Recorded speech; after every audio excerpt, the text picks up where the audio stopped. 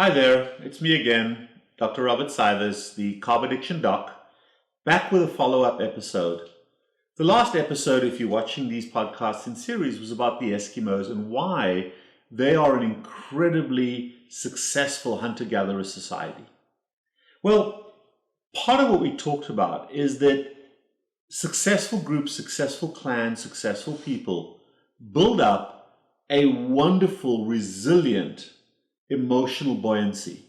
And it's that resilience and that emotional buoyancy that helps them to deal with the emotional fallout, the stress, the tension, the anger, the depression, the frustration of daily life, so that they can focus on and fix the issues in their lives, the issues that pertain to them.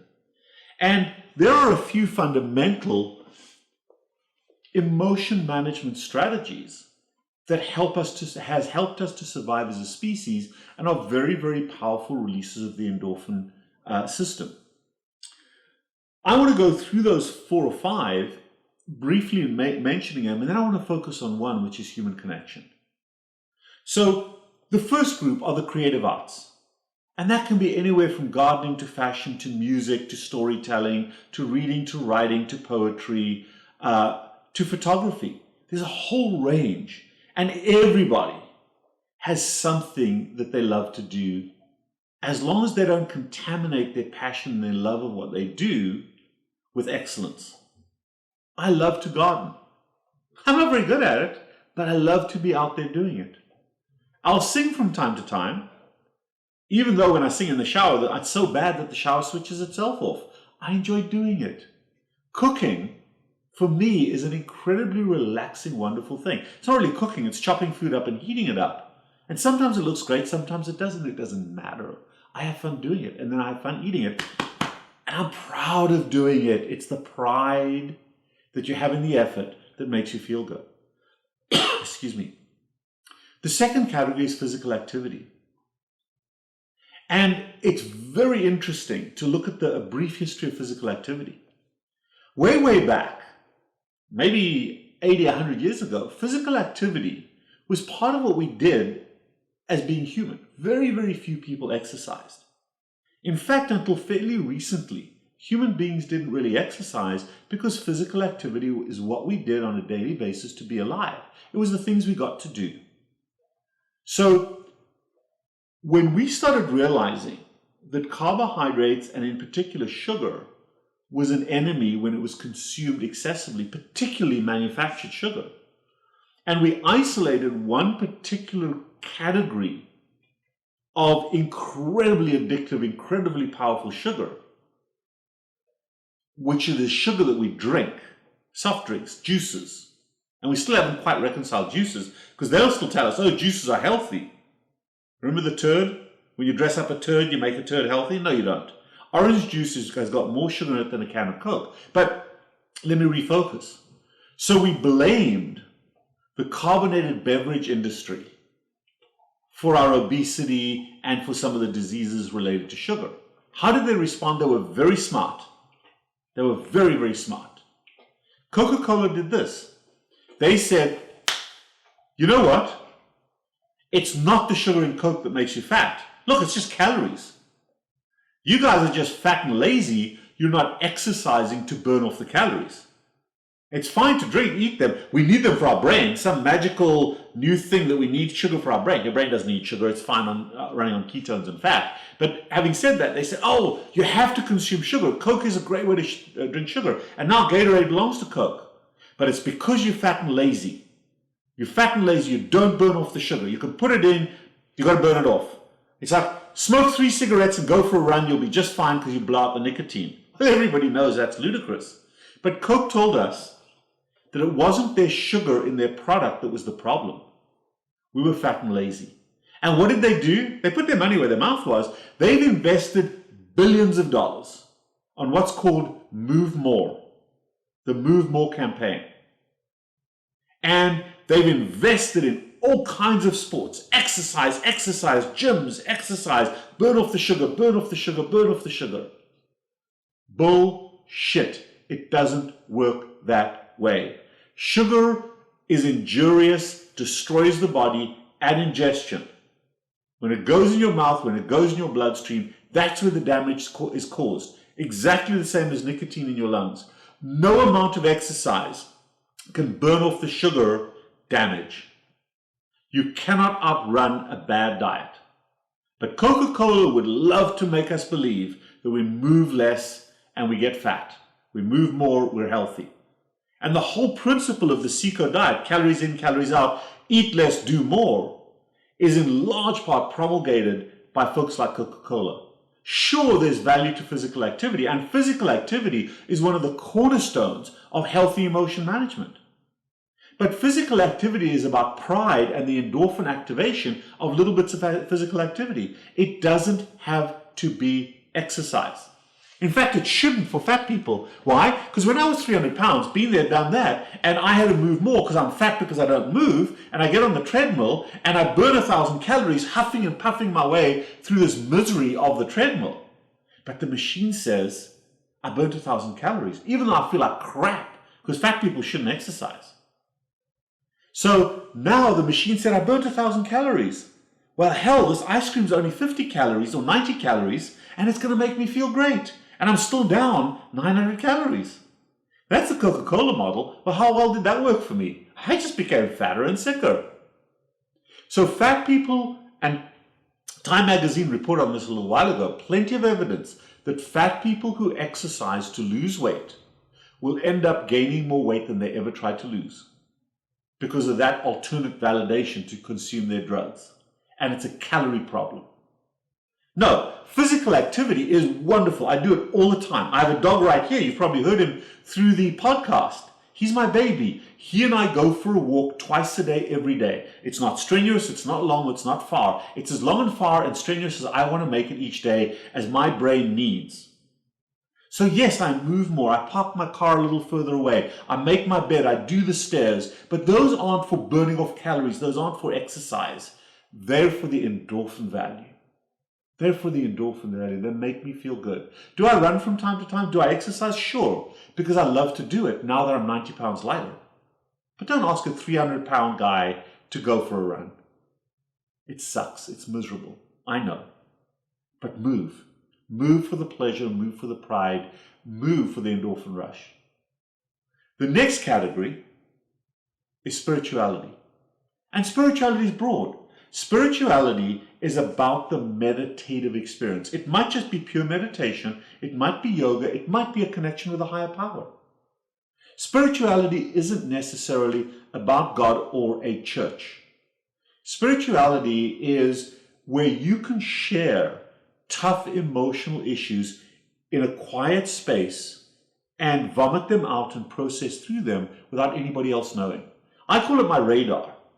I'll get in my car, switch off my radio, switch off my cell phone, and while I'm driving, I vomit stuff out into the atmosphere. It's called radar. Why? It's just noise. I'm not sure about what's going on. I don't have clarity. So I throw out all this noise, and what comes back at me is clarity. I can see the picture. It's like throwing a box of puzzle pieces out, and what comes back is a formed puzzle. It's so incredible how spirituality, how that meditative event gives your brain clarity, but also it relaxes us. It's an emotional, meditative experience. It relaxes us and it allows us to solve or to process or to let go of the very issues that are causing the harm, causing the emotions. The fourth one is human connection. So sure, if I'm spiritual and I go to church, church is not about the spirituality necessarily, it's about the human connection. My prayer is about my spirituality. But yeah, at church, I'll connect with human beings. And human connection requires empathy. Empathy and trust. Why? Because it needs to be free of judgment and criticism. You can get feedback, and feedback may hurt a little bit. It may feel like criticism, but it's coming from an empathetic person. It's coming from somebody who's looking at you as to what you need, not what their needs are. Criticism is about my needs when I'm criticizing you. And it's usually demeaning and intended to be hurtful. Feedback may hurt, but feedback comes from an empathetic person who really cares more about you than they care about themselves. That's the difference. And most of us only, if we're lucky, have 3 or 4 people that are truly empathetic in our lives. My wife's one of those. I can take the shame and the stuff that festers inside of me, because shame festers in the dark. And when I'm with her, I can share that. And that shame, it just withers away when it sees the sunlight. And it doesn't seem so bad. But I've got to have that empathetic relationship. And everybody, I'm not unique, I'm very lucky, but I'm not unique. Anybody who has a sense of self-worth can develop an empathetic relationship with somebody else. But you've got to be humble about it. And you've got to accept that sometimes it will seem like criticism, but it isn't. It's feedback. It hurts, but it's for your benefit. So an empathetic environment is a critical environment, but you only do that when you have a good feeling about yourself.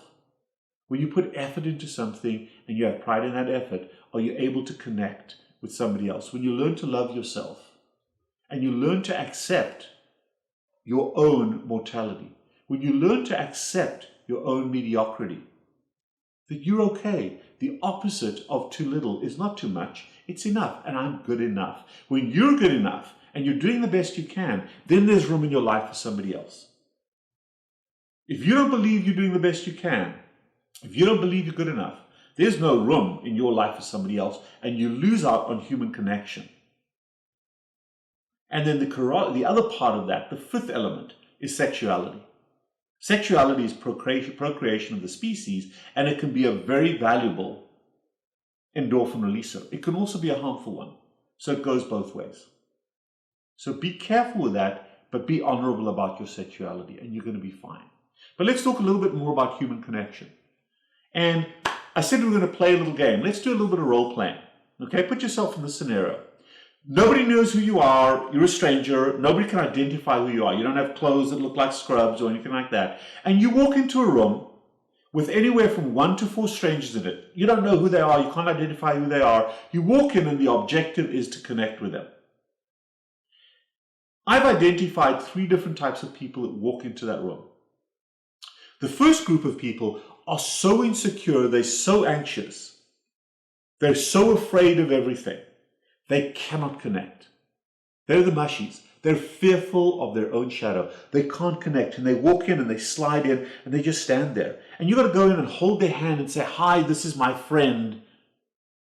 And you introduce them because they're not capable of creating a human connection. Okay? That's a group of people you'll see them. And if you're empathetic and if you're kind and if you're clannish, you will support those people. You'll bring them in and give them the confidence to connect. That's an opportunity. But what do? We look down, oh, look at them. We look down on them. No.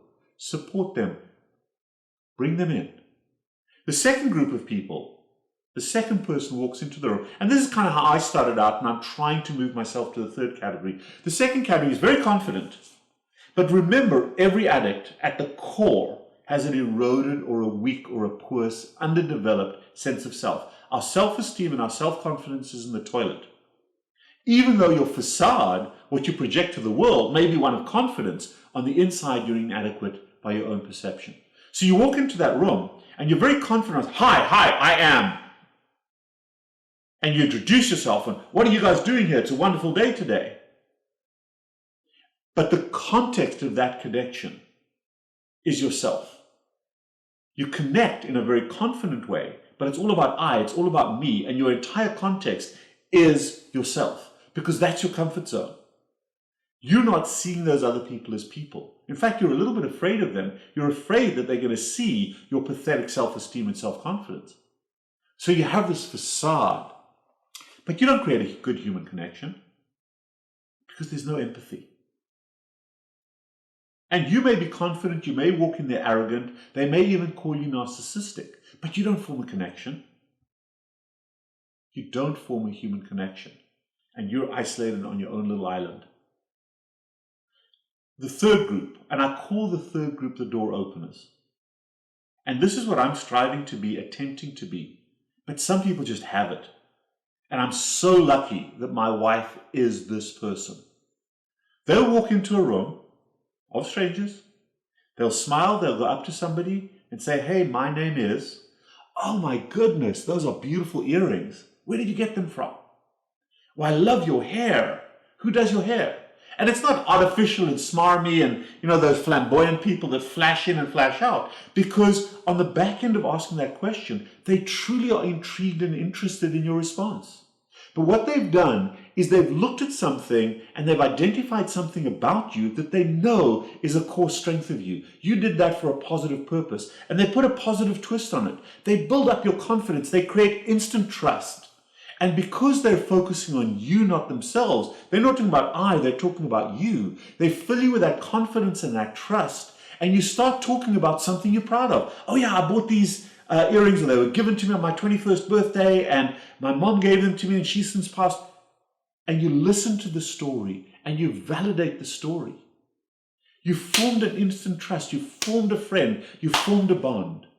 Those are the door openers. And you can practice that because the emotional value, the pride, the pleasure, the enjoyment of humble human connection is enormous. That second person is confident, but they're not humble. The third person is confident, but super humble. And they allow you and they validate you to be an identified human being. And nobody loves anything more than being recognized as counting, as being of value, as being somebody that actually exists. The first person doesn't exist. The second person exclusively exists, you don't. The third person, we both exist, we're both equals. And man, that's a great human connection. And I've learned so much from my wife in that regard, because then you're able to bring the best out of people. And then when you look at somebody else, you're able to answer the Brené Brown question, which is this, and it's a yes, no. Do you believe that the people around you are doing the best they can? Do you believe every day you're doing the best you can? And most addicts will be a no, no. And the correct answer is yes, yes. More about that next time. Be human, connect in a confident, humble way. And you will have an empathetic human connection that then will become your single greatest resource of emotion management. You can overcome, you can develop emotional buoyancy, emotional resilience out of that relationship.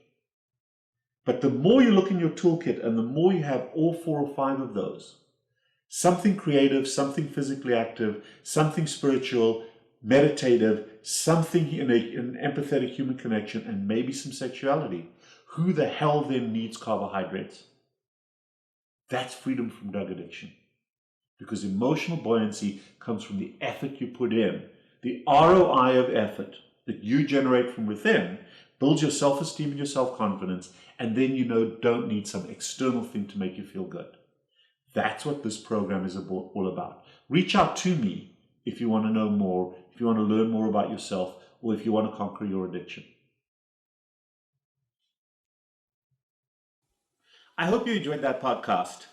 If you did, please click the subscribe button and become a subscriber to my YouTube channel. And if that message resonated with you and made you think, and you made a decision to do more to help yourself, but you need help, please come and see us. Set up a consultation. We can do it in person in my offices in Palm Beach Gardens at 561-627-4107, or in Jacksonville, Florida at 904-410-3934. I also do some long-distance consults telephonically or on Zoom. Set that up as well by calling 561-627-4107. We help people to manage their diabetes better and also to get started in obesity management. Or if you've had bariatric or obesity surgery and are struggling, give us a shout. We can help to get you back on track.